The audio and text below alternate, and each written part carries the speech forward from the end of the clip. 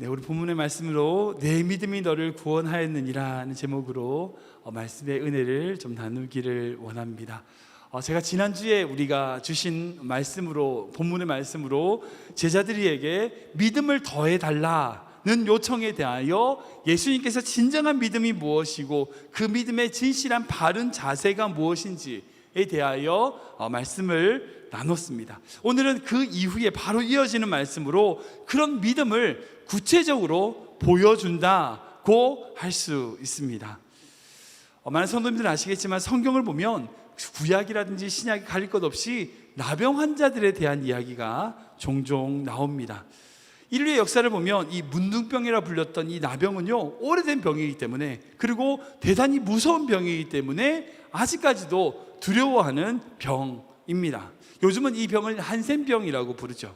아무튼 피부에 반점이 생기고 그게 짙어지면 그 피부가 골마서 썩게 되고, 심지어는 눈도 빠지고 손가락도 잘리고 코도 뭉개지고 이렇게 되는, 몸에 있는 조직들이 괴사되는 병이 바로 이 나병, 한센병입니다.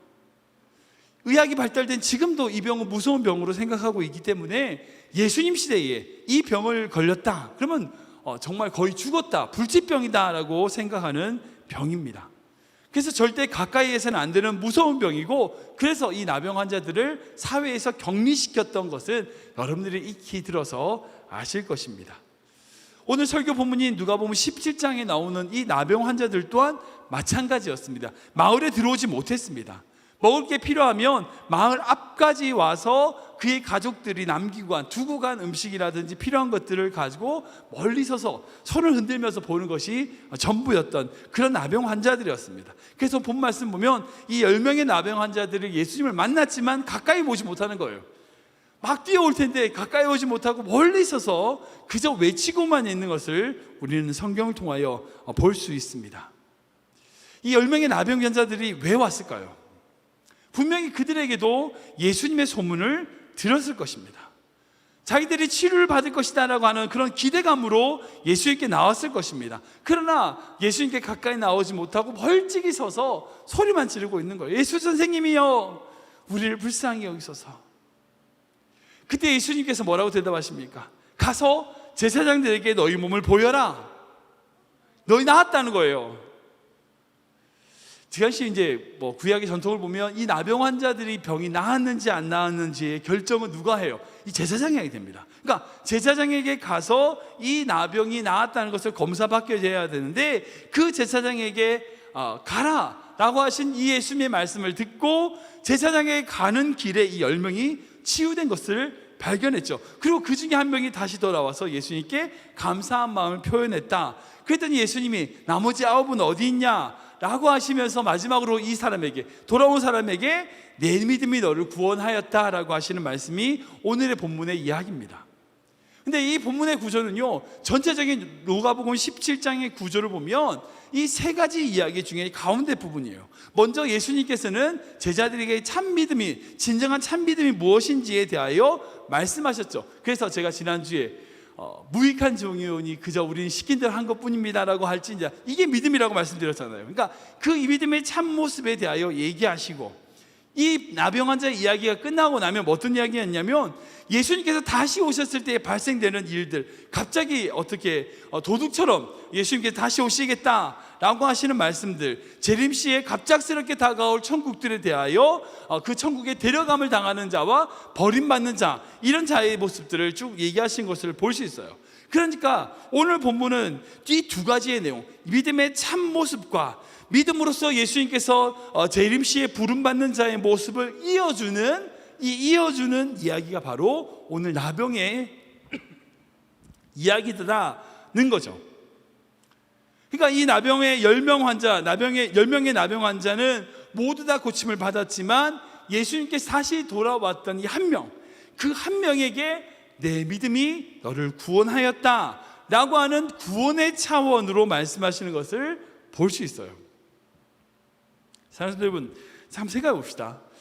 이 나병 환자들, 그 고침을 받았던 10명의 나병 환자들 모두에게 믿음이 있었을까요? 없었을까요? 어떻게 생각하세요? 있었을까요? 없었을까요? 있었습니다. 있었습니다. 분명히 예수님께 나오면 고침 받을 거다라고 하는 믿음이 이들에게 있었어요. 그러니까 예수님께 나온 거죠. 멀리서지만 예수님께 나올 수 있었던 이유는 뭐냐? 예수님께서 나를 고쳐주실 것이다 라고 하는 믿음이 있었기 때문이에요. 그리고 그 믿음으로 말미암아 사람이 상상할 수 없는 놀라운 역사를 경험하게 됩니다. 그게 바로 나병이 나은 거죠.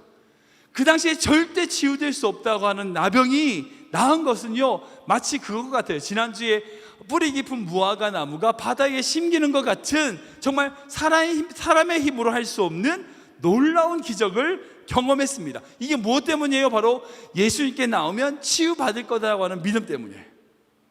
그 믿음 때문에 치유받은 거죠. 예수께 나온 그 10명의 나병 환자들의 믿음과 겸손 때문에 그들은 치유받았습니다. 근데 문제는 뭐예요? 그게 전부라는 거예요. 자신들의 믿음으로 놀라운 역사를 경험했지만 그 믿음과 그 믿음의 놀라운 역사 이후에 예수님의 재림과 예수님의 천국에 들어가는, 그렇게 나아가는 믿음과는 다른 믿음이더라는 걸 볼 수 있는 거죠. 그러니까 다시 주님께 나왔던 사마리아 이 한 사람에게만 병을 고친 믿음이 아닌 예수님의 그 천국에 들어가는, 그 예수님이 다시 오실 때에 그 하나님의 나라에 택함 받는 믿음의 관계, 하나님 예수님과의 믿음의 관계 회복의 믿음으로 나아가는 것이었다는 것을 볼 수 있다는 거예요. 그래서 오늘 이 10명의 나병 환자 이야기를 통하여 우리가 가져야 될 믿음이 무엇인지를 한번 곰곰이 한번 비교하면서 생각해 보기 원합니다. 정말 이 본문을 통하여 우리가 가져야 될 믿음이 뭔가? 첫 번째, 주님께 나아가는 믿음이 우리에게 있어야 됩니다. 우리가 읽어볼까요? 시작. 주님께 나아가는 믿음. 우리 한 번 더 읽겠습니다. 시작. 주님께 나아가는 믿음. 아멘. 우리 13절 14절 말씀 같이 읽겠습니다. 시작.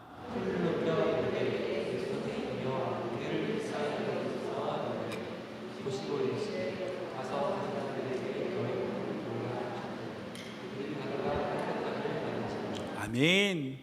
10명의 나병 환자들이 예수님의 이름을 알고 있었습니다.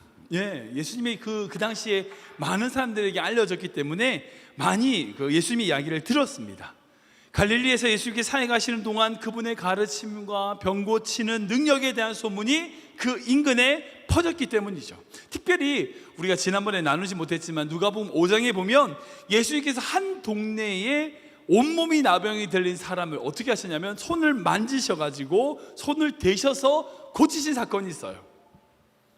그러니까 인간적 생활을 할 때 많은 사람들이 다 손대지 못하는 그 나병 환자를 예수님이 직접 손을 대셔가지고 한 번도 자기를 터치해 주는 사람 없던 그 나병 환자, 외로운 나병 환자의 손을 붙드시고 어깨를 쓰다듬으시면서 그 병을 치유해 주시는 그 놀라운 사건이 있었단 말이죠. 그러니까 그 이야기를 들었다면, 이 10명의 나병 환자들이 그 예수님의 소문을 들었다면 자기도 고침받고 싶었어요.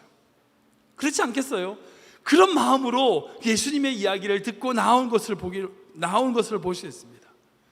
그리고 마침 예수님께서 그 앞을 지나가시는 것을 보게 됩니다. 그리고 예수님을 만나게 돼요. 근데 참 이상한 건 예수님이 가시는 길이에요. 우리 12절 말씀 읽어볼까요? 같이 읽겠습니다. 시작.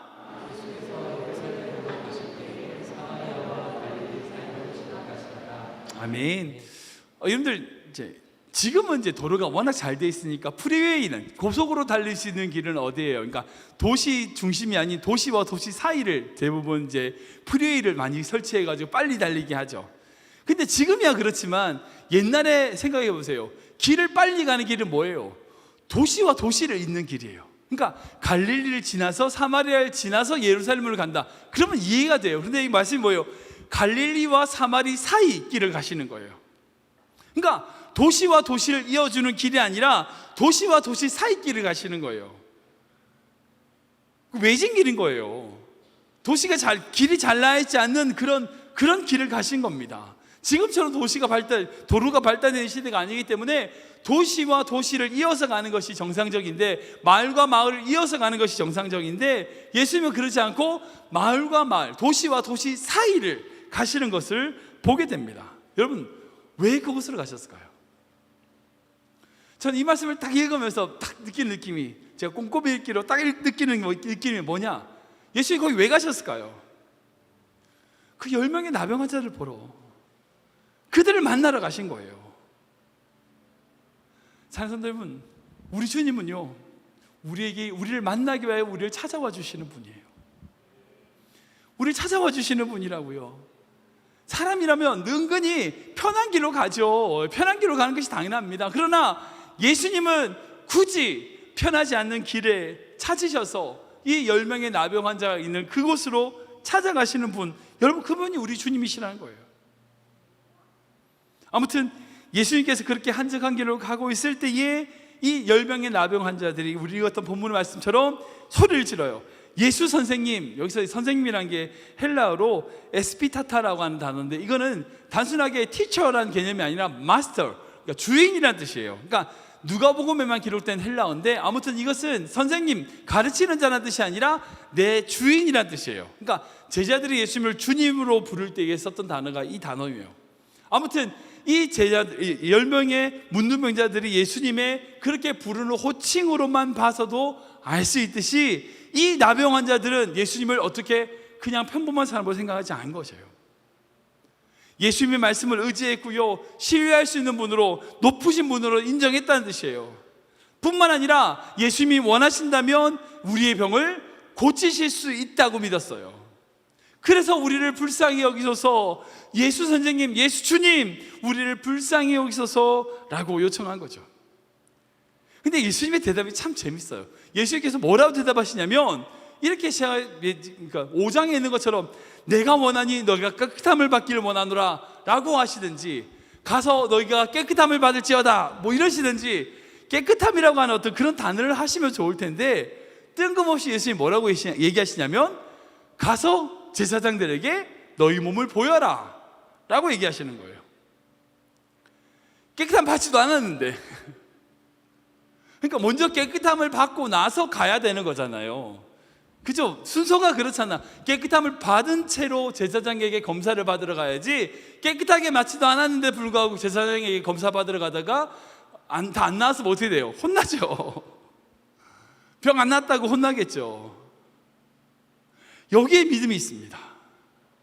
즉, 자신이 병이 낫지 않았을 때에, 자신이 낫지 않았음에도 불구하고 제사장에게 함부로 나아가면 어찌 보면 죽을 수 있는 상황이었어요. 그러니까 낫지도 않은 상태에서 제사장에게 찾아가면 돌에 맞을 수도 있는 그런 상황인데, 오늘의 본문에 보여지는 것처럼 그들은 어떻게 해요?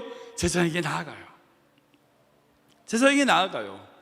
어떤 결과가 보여서가 아니라, 어떤 결과가 나타나서가 아니라, 마치 뭐 엘리야처럼 작은 구름이 보여서 비가 온다, 그것도 아니에요. 자기 몸이 그대로 문두병이 있는 상태지만 예수님의 그 말씀에 따라서 어떻게 해요?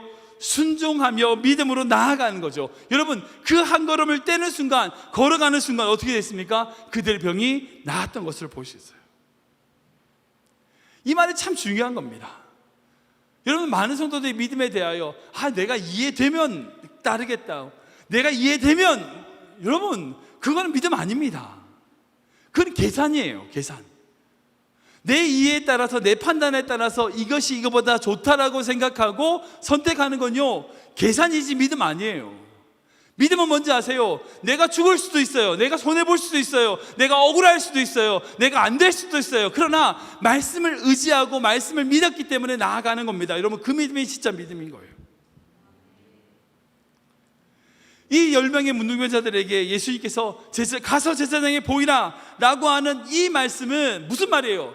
지금은 낫지 않았지만 예수님의 그 말씀을 믿고 제사장에게 나아가면 내가 고쳐줄게, 그 말이라는 거예요. 그걸 믿었다는 거예요. 그 놀라운, 가다가 깨끗함을 받았다. 여러분, 사랑하는 여러분, 이것이 그들의 깨끗함입니다. 깨끗해지고 가는 게 아니에요. 가다가 깨끗함을 받는 겁니다. 이게 하나님의 주님이 주신 놀라운 믿음의 능력입니다. 믿음은요, 내가 거룩해져서 믿게 되는 게 아니에요. 나는 여전히 죄인이고 나병 환자고 더러운 자지만 믿음으로 나아갈 때에 우리 주님께서 우리를 깨끗하게 하시는 분인 줄 믿으시기 바랍니다. 우리를 정말 둘러싸고 있는 흉악한 죄악들과 흉악한 질병이 있을지라도 그 말씀을 믿고 한 걸음 한 걸음 내딛는다면, 여러분, 그 믿음의 걸음이 우리를 깨끗하게 만드는 줄 믿으시기 바랍니다. 그러니까 믿음 없는 자는 어때요? 가만히 서서 불평만 하는 거예요. 그게 믿음이 없는 거예요. 믿음 있는 자들은 어떻게 하는지 아세요? 지금 내가 안 되지만 내 작은 한 걸음을 걸어가는 겁니다. 내게 능력 주신 줄 알고 믿는 겁니다. 그렇게 나아갈 때에 그 나아가는 것이 믿음이 된다는 거예요. 사실 제가 기도하면 그런 생각이 들어요. 진짜 하다못해 우리 교회 성도들인지 우리 한국교회 성도들인지 이 10명의 나병 환자들만큼만의 믿음만 있어도 좋겠다는 생각을 들어요.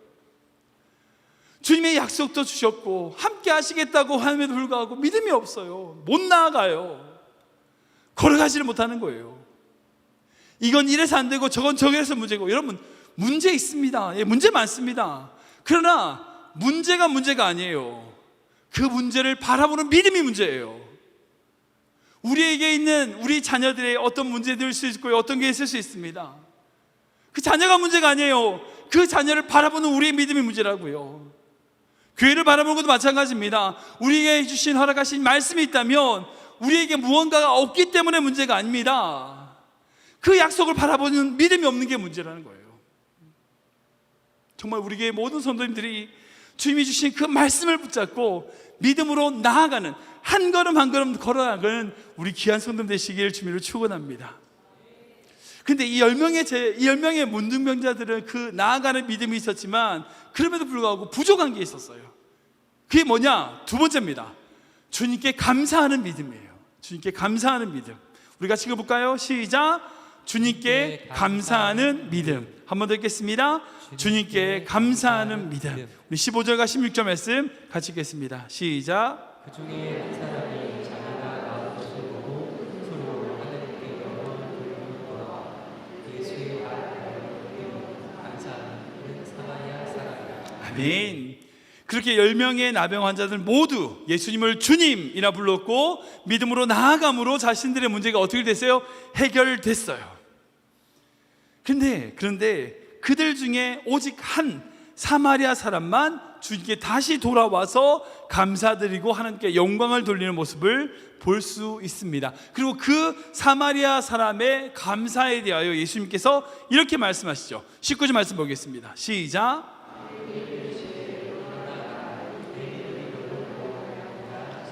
아멘. 너의 믿음이 너를 구원하였다. 이것은 설교 제목인데 이렇게 칭찬하시는 모습을 볼 수 있습니다. 근데 여기서 구원이라고 하는 단어를 해석하는 것이 참 중요합니다. 그러니까 성경에 모두 다, 어느 성경이든지 신학자든지 구약이든지 신약이든지 구원이라고 하는 뜻은 공통적으로 해석하는 의미가 있습니다. 이 구원이라는 것은 무언가 바로 하나님과의 관계 회복이 구원입니다. 그러니까 구원이라고 하는 것은요, 다른 게 아니에요. 하나님과의 관계가 회복이 되는 것을 구원이라고 해요. 그러니까 구원이라는 것은 우리가 천국에 간다, 지옥에 간다, 그걸로 좁혀서 생각하는데, 아니, 그러니까 하나님과의 관계가 회복이 되니까 하나님의 나라, 아버지 집으로 가는 거죠. 그러니까 하나님과의 관계가 회복이 안 되니까 지옥에 가는 거고, 그러니까 구원이라고 하는 것을 현상적, 천국에 가냐 못 가냐 이걸로 생각하는 것이 아니라 구원이라고 하는 그 자체, 뜻 자체가 뭐냐? 하나님과의 관계가 회복된다는 것이 구원이에요. 그래서 이 구원이라는 단어가 해석하는 것이 참으로 중요합니다. 로마서의 말씀 보면 하나님과의 진노의 관계에서 양자의 관계로 회복된 것이 바로 구원이다라고 로마서에는 언급하고 있고 로마서에서는 그렇게 정의하고 있습니다. 삭개오도 마찬가지죠. 삭개오가 예수님을 찾아와서 모든 것을 내어놓았을 때에 주님께서 뭐라고 하십니까? 이 집에 하나님의 구원이 임했다라고 말씀하셨어요. 그 중요한 핵심은 뭐냐? 이 가정에 있는 사람들이 다 천국 간다, 그 말이 아니에요.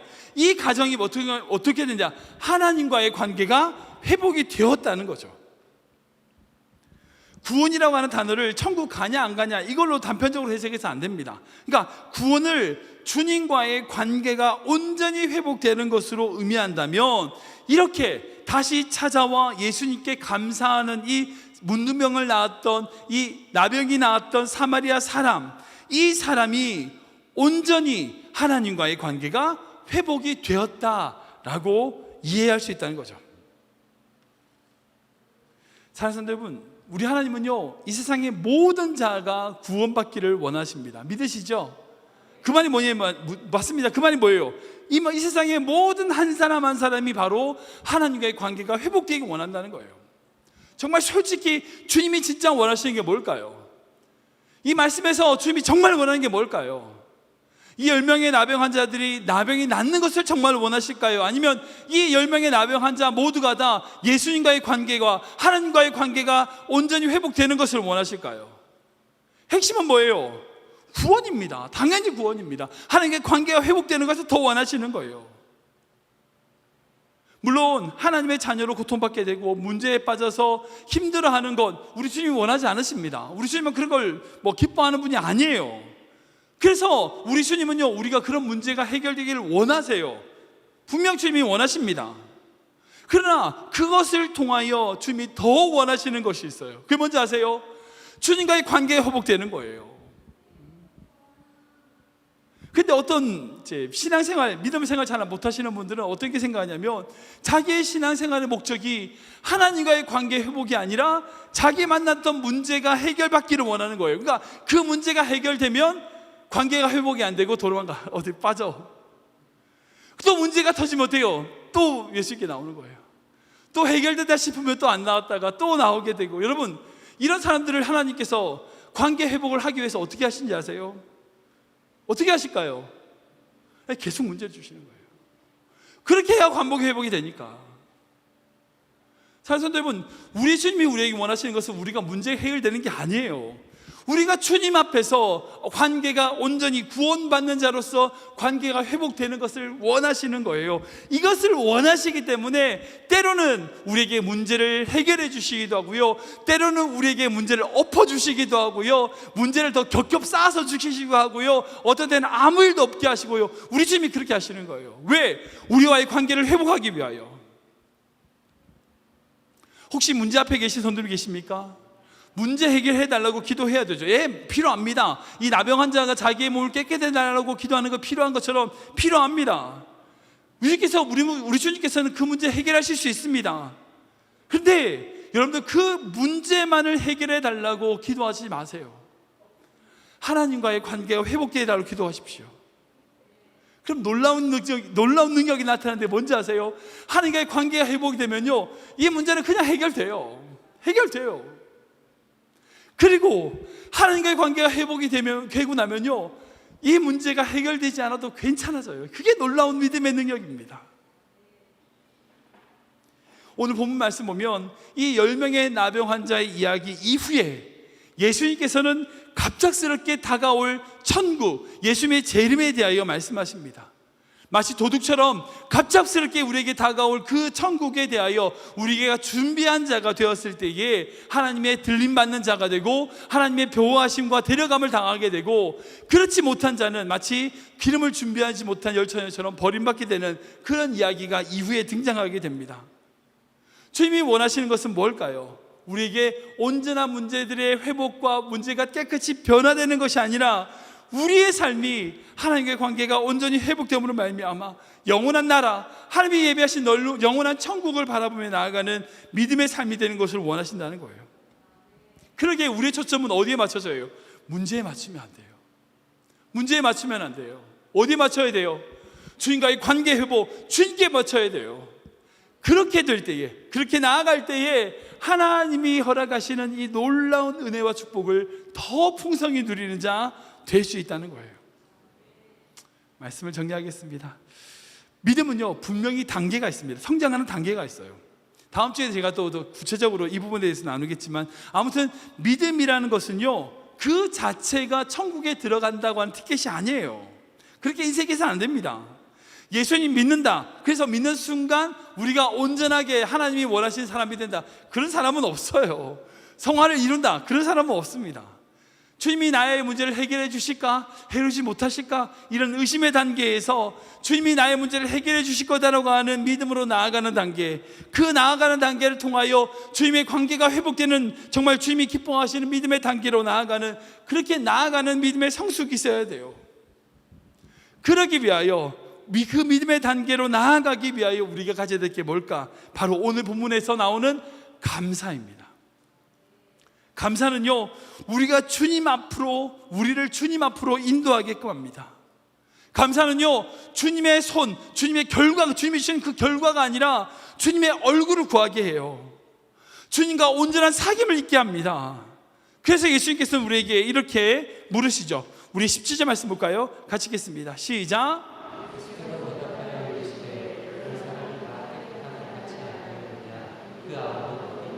아멘.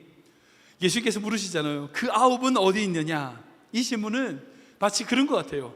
믿음으로 나와왔을 때에, 그 믿음으로 해결됐을 때에 그 문제들이 해결됐는데, 그런데 그렇게 믿음으로 해결됐음에도 불구하고 감사하지 않는 이 시대를 향하여 감사하는 자를 찾고 계시는 주님의 물음이라는 생각이 들어요. 여러분은 어떻습니까? 그 아홉 중에 하나입니까? 아니면 주님께 감사하는 그 한 명이십니까? 그렇게 감사는요, 우리의 믿음을 보여주는 우리의 믿음의 신앙의 지표예요. 힘드시죠? 감사할 거 없으시죠? 그래도 감사해야 돼요. 주님께 영광 돌려야 됩니다. 그게 하나님이 원하시는 인생, 하나님이 기뻐하시는 삶으로 살아가는 방법이에요. 여러분 행복하게 원하시죠? 기쁘게 살기 원하시죠? 세상이 주는 기쁨과 세상이 주는 어떤 그런 감격, 좋은 것, 그것이 아니라 하나님이 주시는 기쁨과 주님이 주시는 그 행복을 누리기 원하시죠? 감사하셔야 돼요. 감사하지 못할 때라도 감사하셔야 돼요. 그래야 기쁠 수 있어요. 그래야 행복할 수 있다고요. 우리 인생 가운데 감사할 수 없는 순간이더라도 감사함으로, 다 표현하지 못한다 할지라도 표현하고, 정말 주님께 다 고백하지 못한다 할지라도 더 주님께 고백하면서 주님 사랑합니다, 그 주님의 놀라운 사랑을 찬양하고 감사하는 우리 귀한 성도님 되시길 주님으로 축원합니다. 우리 주보이는 찬양 좀 들어볼까요? 이 찬양 너무 귀한 찬양인데요. 다 표현 못해도 나 표현하리라, 다 고백 못해도 나 고백하리라, 다 알 수 없어도 나 알아가리라, 다 닮지 못해도 나 닮아가리라. 우리를 향하신 그 주님의 놀라운 사랑, 그 아름다운 사랑 함께 고백하며 나아가기 원합니다.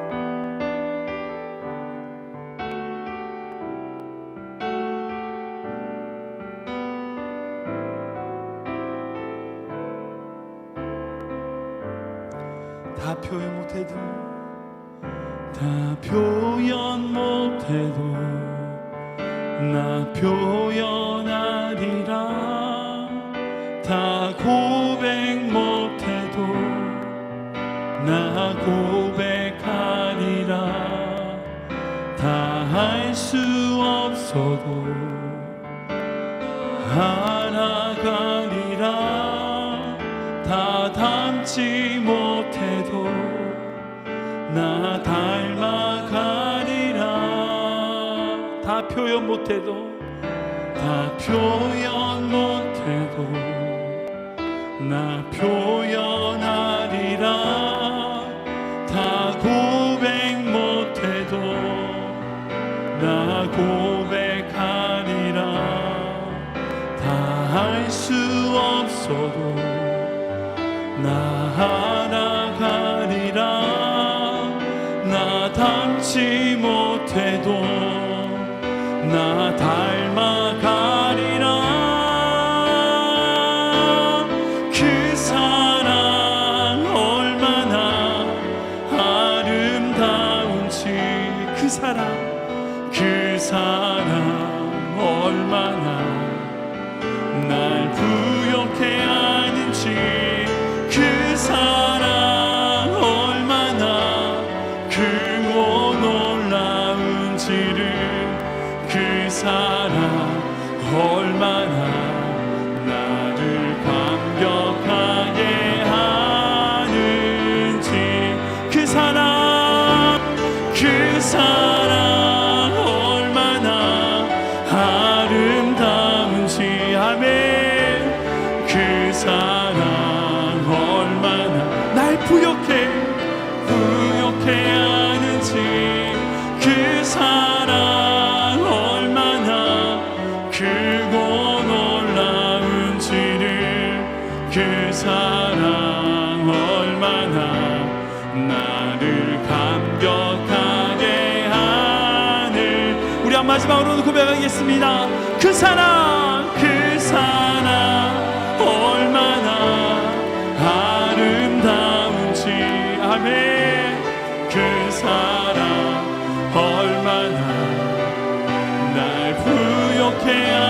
남은지 그 사랑 얼마나 크고 놀라운지를 그 사랑 얼마나 나를 감격하게 하는지.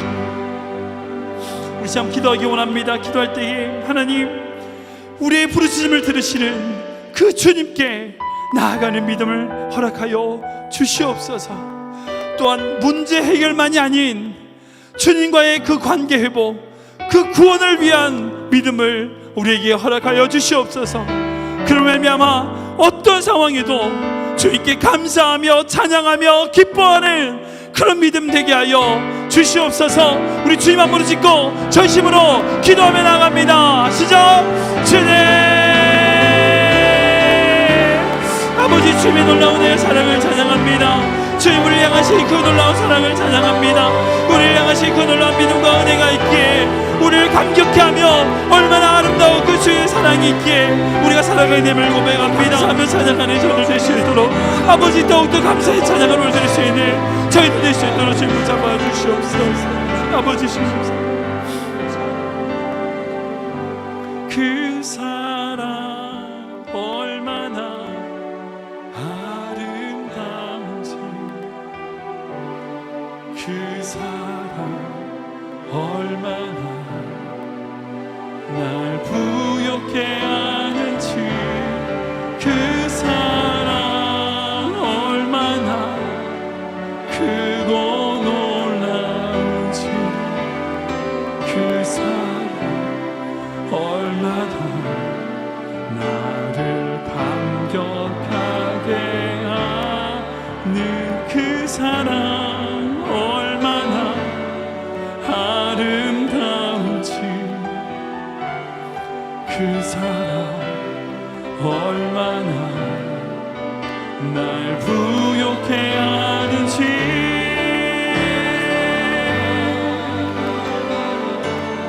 크고 놀라운지를, 그 사랑 얼마나 나를 감격하게 하는지.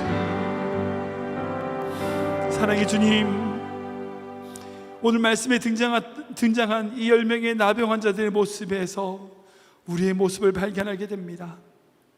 때론 우리가 우리의 문제에 빠져 주님을 우리 문제를 그저 해결해 주기만을 위한, 그렇게 해결하기 위한 존재로 인식하고 있는 그런 믿음을 가지고 있었는지 아닌지를 우리 스스로 돌아보게 하시고 주님과의 온전한 관계를 꿈꾸는 저희들 되게 하여 주시옵소서.